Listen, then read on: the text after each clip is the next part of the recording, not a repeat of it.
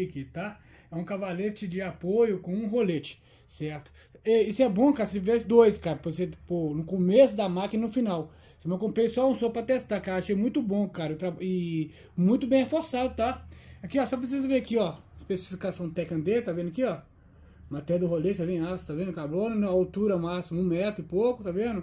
A altura mínima 69, ter capacidade 60 kg, cara. 60 kg, cara. Você aguenta 60 kg de material em cima dele, certo? Cara, gostei muito, tá? Gostei muito. E no meu caso aqui, eu preciso muito de apoio, certo? Pra poder fazer os meus trabalhos. Cara, isso aqui vai me ajudar muito na eficiência. Vocês viram aqui, cara, muito prático, entendeu? Vocês conseguem pôr a madeira e passar na sede bancada e apoiando, sem precisar de apoiar em cima da sede bancada. Você pode apoiar em cima do cavalete, cara. Eu achei muito legal, tá?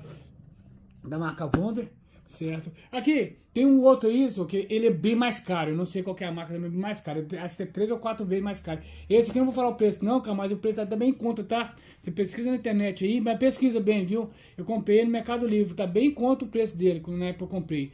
Eu não vou falar que eu não sei que dia que esse vídeo vai pro ar, certo?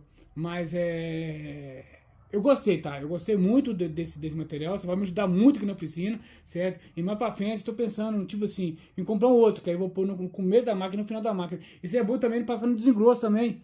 Quando você passa com a chapa, com as materiais no desengrosso, aí você pode pôr apoiado e vai ajudar a passar no desengrosso, cara. Eu gostei muito desse cavalete, tá?